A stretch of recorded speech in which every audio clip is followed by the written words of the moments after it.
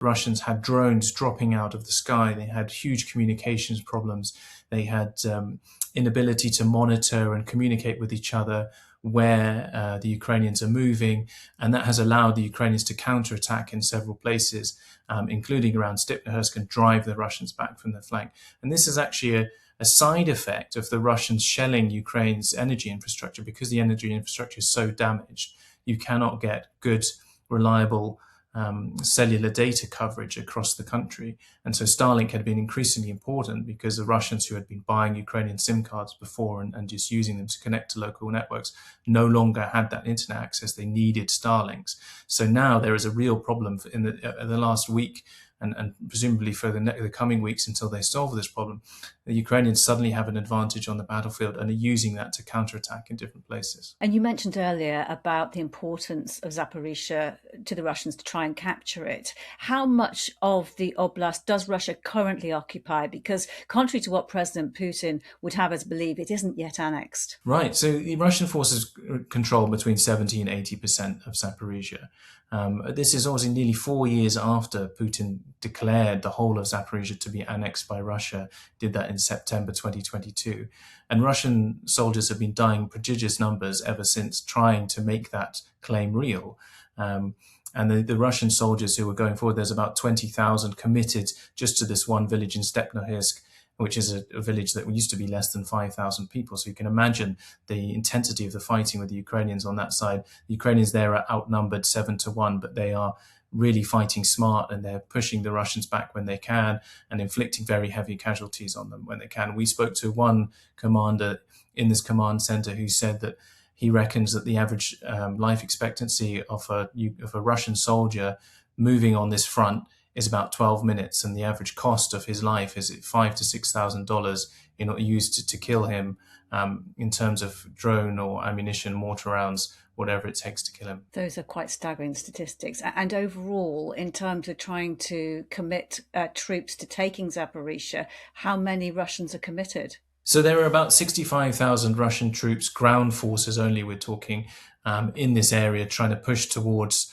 Zaporizhzhia. There are some of those are fighting in Stepnohursk, around 20,000, as many as 20,000, and another 45,000 are trying to take the town of Ulyupolye, which is another direction towards Zaporizhzhia, but it also threatens supply lines to Pavlograd, which is another really, really important strategic city for Ukraine. Pavlograd is where Ukraine makes most of its missiles. It's where it has most of its rocket technology, and it's a really, really important defense industrial hub. So the Russians are pushing forward in these two places. They've committed a lot of troops into making life very difficult for the Ukrainians. Not enough troops, I would say, to capture any of those cities, but what their intent here is to just try and make life unlivable and make it impossible for those industries to function. As soon as they can get within barrel artillery range, they can also send their first-person view drones into it. And we can see how they've done that in places like Kherson. They just bleed the life out of a city. People don't want to go there. People don't want to work there. And it's just very, very difficult to function. You write about one incident, Maxim, where Ukrainian troops were trapped in a burning trench while trying to clear Russian troops from a farm near Stepnohursk. I want to ask you a bit more about that particular moment in a moment. But can I ask you first about how that came about? How did the operation start and how did it unfold? So these troops were sent in to try and stop a Russian flanking operation. The Russians were going round Stepnohursk. They were threatening Ukrainian lines by basically surrounding them. They had broken through to one village on either side, two villages, one on either side of this village, Stepnohursk. And these troops were sent in to try and set up ambush points to try and cut the Russians off and prevent the flanking movements. And it's very slow progress. They drive in a certain distance and then they walk 15 kilometers over a day or so in order to get to the fighting positions. And then they're trying to, very important that it's covert, they're trying to covertly get into these positions without being spotted by Russian drones. They're taking advantage of snow or bad weather or fog in order to do this. And as soon as the fog lifts or the snow stops, it's really, really dangerous for them. And they have to walk because of the danger posed by drones. They can't go in armoured vehicles that far. They say to us that it would be suicide to go within 5 kilometres in any kind of vehicle off the front line. they'll just be spotted and destroyed instantly by Russian drones. So they're walking in these incredible distances with full packs, with as many supplies as they can carry, and they're doing it covertly under cover of fog, under cover of night, under cover of snow, and hoping that those conditions stay for the duration of the exercise that they have to operate in. And in this particular operation, there were 2 fatalities, weren't there? What happened? What went wrong? So there were 15 men in 4 groups moving through, trying to stay undercover. But unfortunately, one group got spotted. It was actually the quick reaction force that was moving behind the others. They got spotted, and it was a special forces fighter of the Ferrata unit, Dobry, which means kind, and an infantryman from a neighboring unit. And they were hit with mortar fire at first. The infantryman was killed, and the special forces operator was wounded. An Russian FPV then came in and finished him off and killed him. And the remaining soldiers from that group, the 2 others, ran into a position which was occupied by one of the other groups. But in doing so, they then alerted the Russians to that position as well. And the Russians then began shelling that position. They started sending first-person view drones into that trench.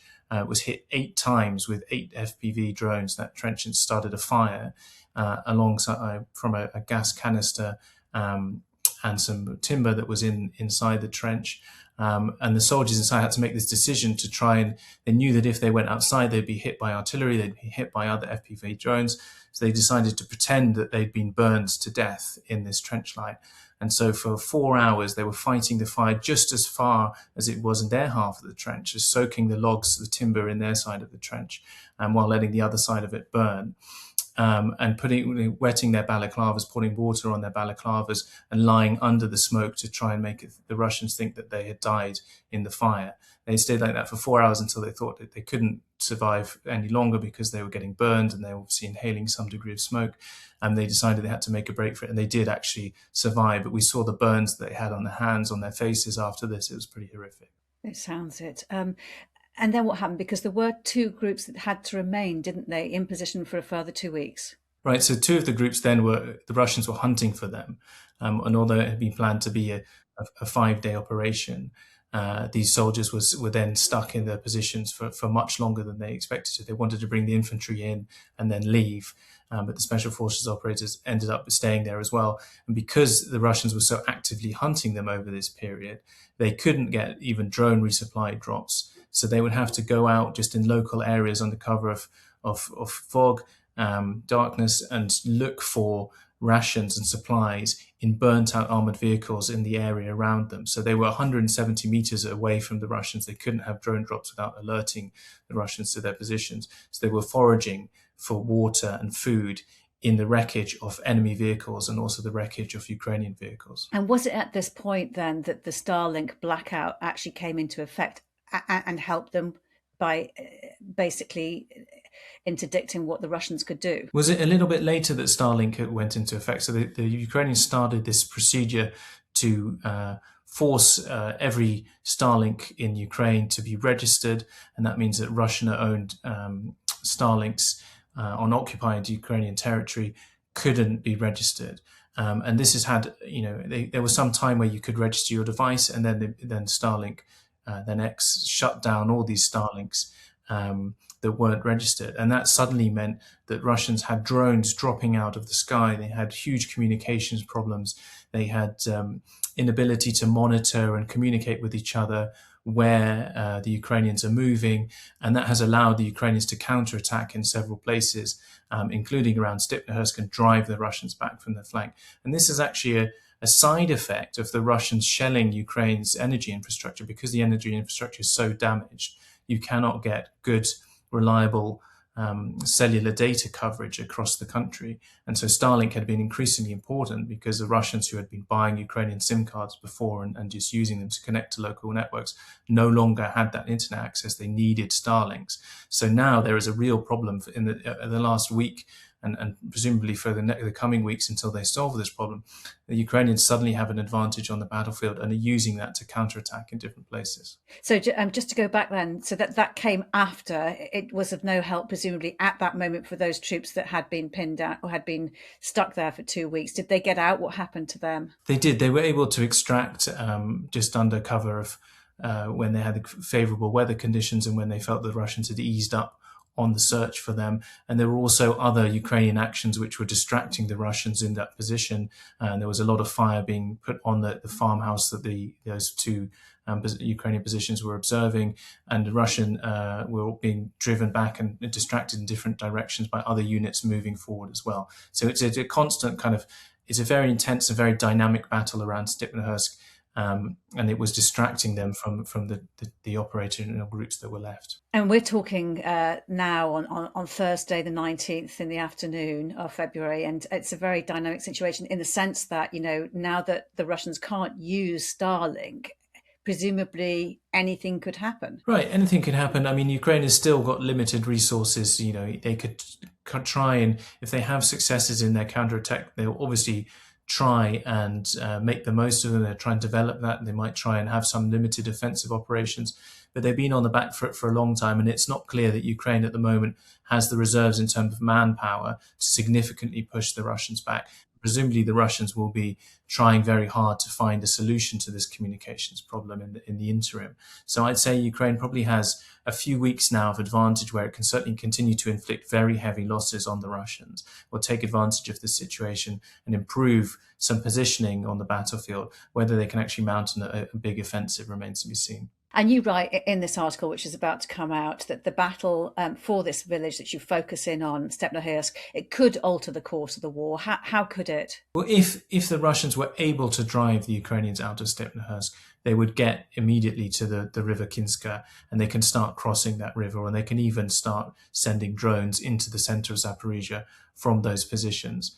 And that would be really, really problematic for Ukraine, because they can start draining the life out of this major city, Zaporizhzhia, and they can stop the functioning of this really huge steelworks, Zaporizhzhia, and that would be really, really problematic for the Ukrainians. Actually, life in Zaporizhzhia is very curious when you go there. It's already been shelled for long-range rockets for a very long time. It's near the front line. It's being hit regularly by airstrikes and gliding bombs.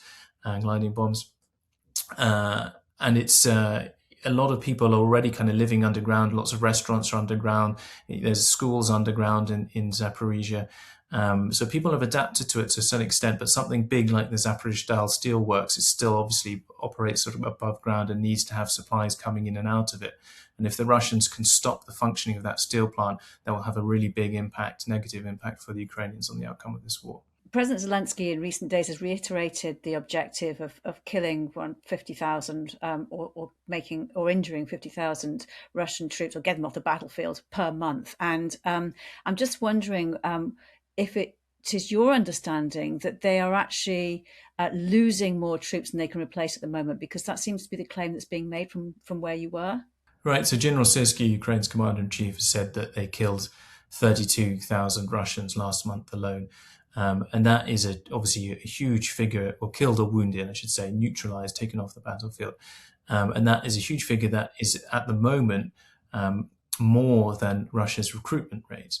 And so if Ukraine can keep that up, and it forces Putin to make some difficult choices. So either he has to stop offensives or concentrate offensive in different places, which is obviously to Ukraine's advantage, or he has to introduce widespread mobilization and a draft in Russia, which would be incredibly unpopular and may destabilize his regime. So it puts a lot of pressure on Putin. It's helpful for Ukraine to come to the peace talks from a position of strength and be able to stand behind their demands. But it is, and with the technology available to Ukraine and the increased support that's coming from Europe, it is possible for Ukraine to sustain that level of inflicting that level of casualties on the Russians. But obviously that's assuming that the Russians don't come up with some new advantage. This war is constantly cat and mouse. One person's getting the advantage and the other one is taking it or copying very often and taking their own advantage. So it remains to be seen how well the Ukrainians can use this opportunity. You've been watching Frontline with me, Kate Gerbeau. For all the latest updates on the war in Ukraine and global security, you can subscribe to this channel and sign up for a membership. You can also listen to Frontline wherever you get your podcasts, or on Times Radio at 1:30 a.m. UTC. And for all the latest news and analysis, you can visit thetimes.com. Thanks for watching. Bye-bye for now.